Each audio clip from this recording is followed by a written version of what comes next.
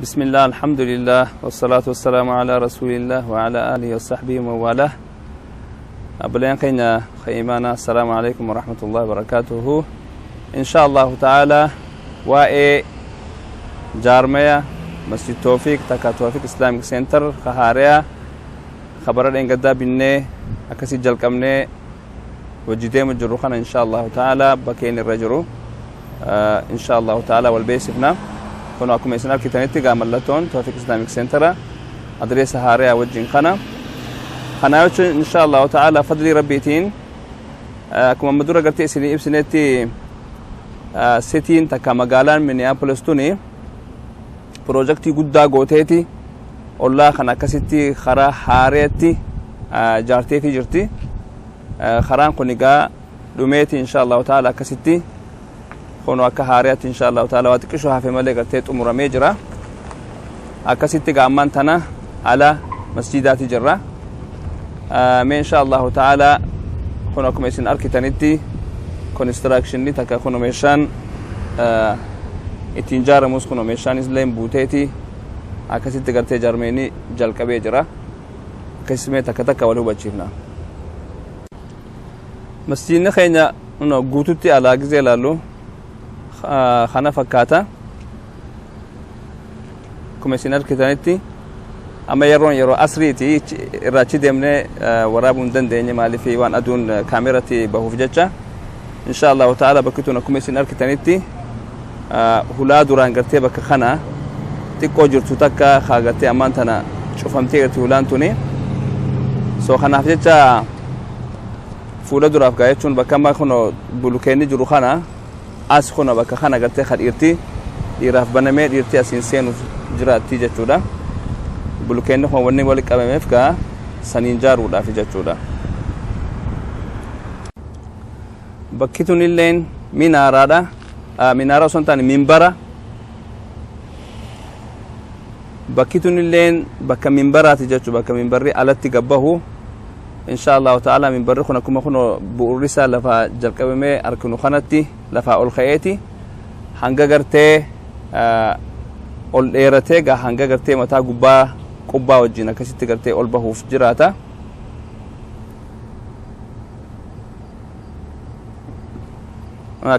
كسمتي ملي غمانا خراغنو أسيانيس بكي غرتي بلوكيني تولمي جروخانا بكي غرتي دوبرتين اتسينوف جراتوني جاتشو ولا لما قرتي دبل دورين خا غراموف ديمو جاتشو دا فكما جرتوني مسجدا غما دوبا خرا نورزي تك خرا كاباتيني اكو مغروتي غداري خنو مانتنا اركو نخوني ولا غرغدو مخينا سنتونو تو ارتوره اكسي غا توكو توكون جاراني غرتي الراباسو جران جاتشو دا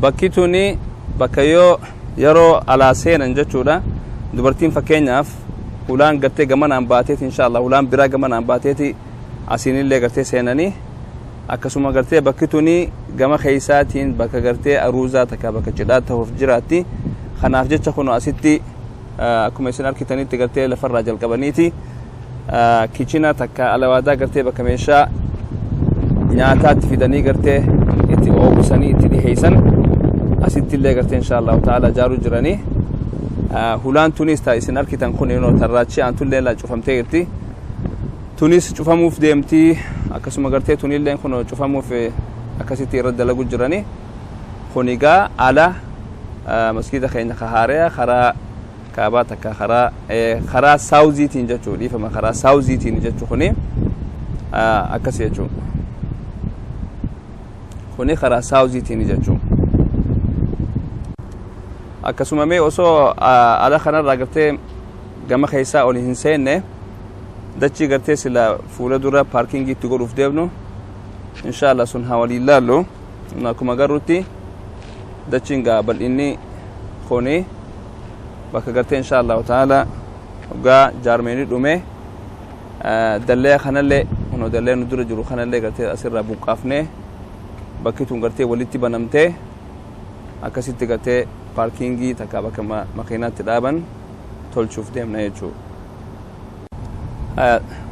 San qofa osoo hin tahin ammallee akkuma garritti dallee kana gartee karaa iistii takka karaa bahaatiin paarkingii gaagama karatti aantu sanii akkasitti gaa kun hundinuuhu bakka gartee fuula dura insha Allahu ta'ala yoo tolfamte makiinaa hedduu nuuf fuudhuuf jiraatu jechuudha.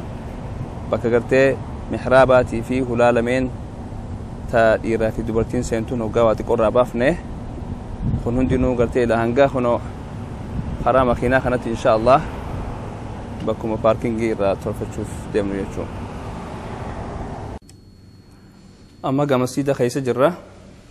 Bakki tuni ta fuula dura jirtu tuni bakka gartee dhiirtii insha Allah ta'ala seentuuni hulaa dachaa jechuudha dabildoori. Gidaarri gamana hagarru kunis hagartee kophee irratti godhuuf deemnu. Hagamana kunis hagartee boksii takka sanduuqa kophee itti maxxansinee irra godhuuf deemnu. Asiin gaa namni gizee asiin ol seene kophee fi asiin kaayateeti. Asiin akkanatti gamana dhufa. Akkasitti asiin ol seena jechuudha. Bakki tun akkuma garrutti gamaan tana boombaa bakka gartee wuduu'a dhiiraati katarree jirru kun isanii san booda gaa asiin hulaan xiqqoon fuula dura sun gartee cufamtee jirti. Asiini hulaa lameen gartee karaa bitaatti jirtu kanaan asiini gaa namni sagaraa takka baatruumii yuus godhuu barbaadu achi seenaa jechuudha. Kuni gaa kuni keessa sagaraa dhiiraati. Asiin akkuma garrutti insha Allahu ta'ala toileta jechuun karra ta'an habba afuriitu jira. Gamanaanillee sinkii harka namichi dhiqatu takka namni gartee soksii qabu dhaabbatee wudu'atu bakka bishaan irraa waraabbatan habba afur bakka kanatti insha Allahu ta'ala godhuuf deemanii.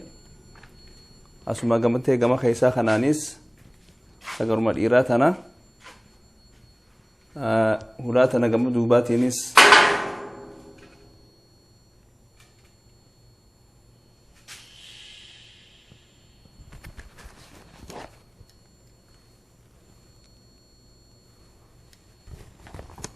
hulaa tana gama duubaatiinis tooleta tokko dhufuuf ta'a.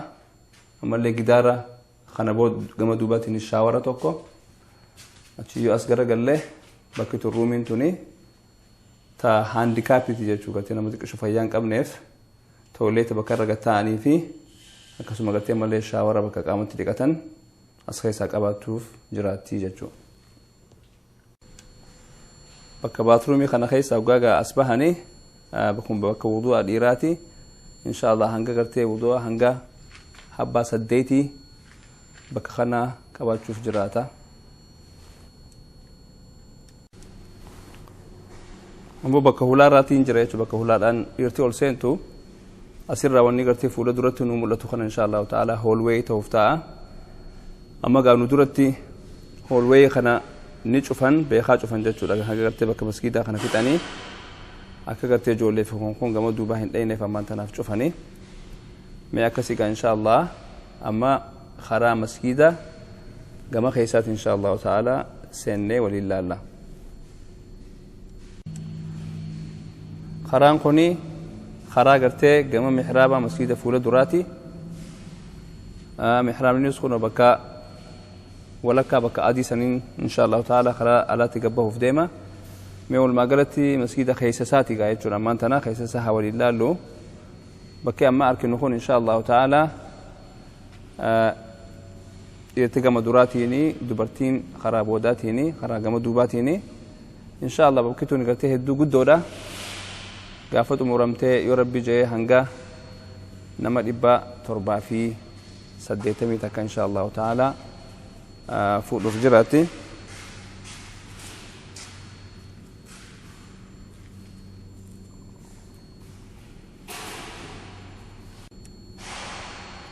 bakkee amma jirru kuni qooda dubartiiti. ma keessa jirru kun gaa hallway takka karaa namni miilaan keessa deemu. gidaarri adiin fuula dura nu jirru kuni bakka gartee hulaan dabildooriin takka hulaan lama babal'oon itti godhamuuf teessu. asiin ammoo bakka bathroomii takka mana sagaraa dubartiiti jechuudha gama keessaa kana bakka irra ta'an 5 fi ammallee akkasumatti gartee bakka ruumii guddoo ta handikaapii qaba namni fayyaa hin qabne gartee makiinaa xiqqoo saniin ol seenaniini bakka fuula duratti nu mul'atu kanallee gartee bakka akka sinkii harkaan wudu'a dhaabbatanii wudu'atanillee bakka 4 qaba akkasuma ammallee inshallah ta'ala bakka wudu'atan hanga habbaa 5 gartee inshallah asiif qabaachuuf jiraata jechuudha. asiin amma bakka dubartiin karaa iistii kana ol seentuutu jirra wanni nuti fuula keenya dura garru bakka sibiilli mul'atu suni holwee keessa jirra karaa namni deemu jechuudha sibiila sana nama beekaatitti godhanii akka gartee ijoolleen fanachiin dabrine hanga masiida jaaraniiti kanaaf jecha gartee inshallah ta'ala fuula dura sunilleen ka'eeti gaa akkasitti gartee holwee ilaanga bakka madrasaatti holwee ta'uuf jiraata jechuudha. bakki tuni bakka holwee dubartiin seentuun jechuu karaa saawuziiti inshallah ta'ala moga bakka tana kanatti keessa ol seenne gaa asiin inshallah hulaan tuni ta'alaan gartee tijaaruu jiran sanii ni baati kanaaf jecha bakki tuni gartee bakka gidaara arkinu kana gama duubaatiin bakka baatruumii dubartiiti asiin ammoo inshallah ta'ala gidaara kana gamanutti aanu kanaan ruumii 2 santu irraa bahuuf ta'a jechuudha asiin ammoo hallway taha hulaan gidaara nu dura jiru kanaan gartee inshallah ta'ala banamuuf jiraatti asirraan ammaas akkuma garuutti ruumii 2 tabiraatu bakka tana irraa bahuuf ta'a ruumiin tuni ta'e hoggaa nuti barbaannu gartee walitti finnee akka gartee madrasaa ruumii 2tti itti fayyadannee hoggaa gartee madrasaan hin jirre gizee yeroo aruuzaa qabnu bannee akka konvenshin seentaraatti armarraa eegallee ilaanga gidaara kunoo maayii gama jiru sanitti bakka aruuzaa takka bakka cidhaa akka godhannuuf jechuu ruumiin lameen tuni inshallah ta'ala yeroo isin jaaramte booda gidaarri isii gama keessaatiin gidaara akka konvenshin seentaraa jechuudha ka gargar bahee bakka sanirraa bahu hoggaa nuti barbaannu finnee walitti finnee akkasitti akka ruumii akka madrasaa godhannuuti jechuudha hoggaa nuti ittiin fayyadne akkasitti waliin bannee bakka cidhaa guddoo keessaa nu baha jechuudha inshallah. bakkiin amma dhaabbadhee jiru tuni bakka cidhaa takka bakka aruuzaa sanii asiin akkuma nuti garuutti gartee manni keessa gaffagoodha kara mirgaa gidaarri haareen kunni gidaara gartee gama keessaati masjidaati gama alaatiin madrasaatu itti ijaarama jechuudha idduun tun immoo hallway karaa namni deemu ta'uuf jiraatti asiinis karaa bitaatiinis madrasaatu itti ijaaramu ta'a jechuudha waliigala karaa dhiiraatiin hanga gartee madrasaa ruumii 7 takka ruumii 8tu keessaa bahuuf jiraata jechuudha asiin ammoo bakka silaa madrasaan itti ijaarama amma jenne kanarraan karaa kibbaa achi garagallee jechuudha bakka silaa cidhaati kun bakka amma fuula dura garuu tareef dubbanne sanii hulaaleen sibiilaa tunillee gartee tatiraaknitti ol seenuun bahuuf jiraatti gama jiraatiin akkuma garuutti kun simintootti ijaaruu jiranii hulaaleenis ni kaati inshallah bakki tolleen bakka aruuzaa taati takka bakka cidhaa taati inshallah ta'ala fuula dura akkamma laallu kanaa miti hedduu jijjiiramni dhufuuf jiraata jechuudha.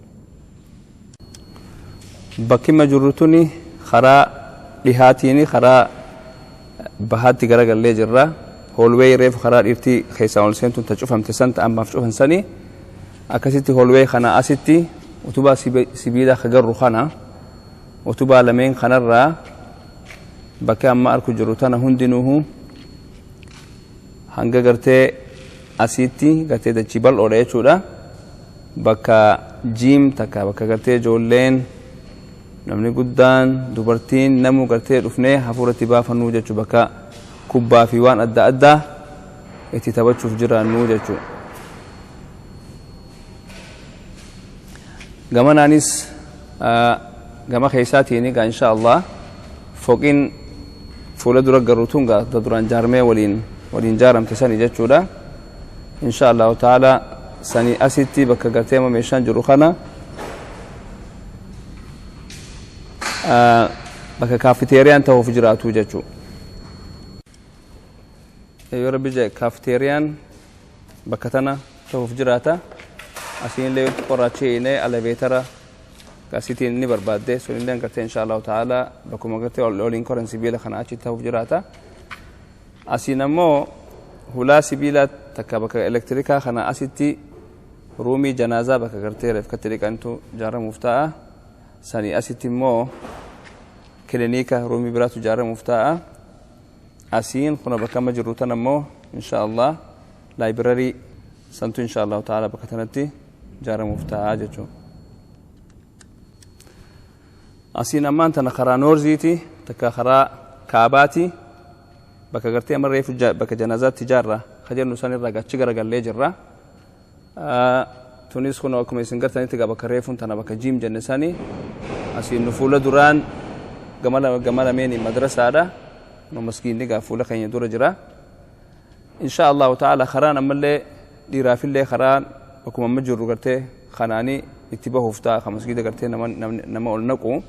Dhiirtiinis karaa lamaan seenti dubartiinis karaa lamaan seenti jechuudha. Haaya masjiidni reefuun tana nam 780 fuudhaa jannati salaatuudha bakka takka. Akkasuma bakki gartee jiimii amma dhaabbachuu jiru tanaa fi bakka reefu gartee bakka cidhaati jenne san lachuutu tunillee hanga nam 400 fuuti. Bakki cidhaa sanilleen yoo xiqqaatte hanga nama 200 fi kana 250 fuuti. Waliigala gaa maskiinni yoo rabbiin keenya jee inshaallah hanga nam 300 nam 350 bakka takka itti salaatu inshaallahu ta'ala fuudhaa jechuudha. Amma gaa masjiida gama duubaa karaa dhihaatiin jechuu bakka silaa gartee dubartiin itti salaatti jennu sanii sanirraa inshaallahu ta'ala kun akkamisin arkitanitti gaa masjiidni inshaallah bal'aadha. Hulaan if dura garuutunis hulaa dubartiin seentuuni kun gammasni illee gartee takkallee ta emergency tabiraatu jira kan nuti arkinutti. Fuula dura gidaarri nurraa achi fagoo jiru kunis gidaara gartee fuula duraatii bakka mihraabaati inshaallahu ta'ala مسكين قال كم يسن أركتنيته هنا قال إن شاء الله تعالى بل على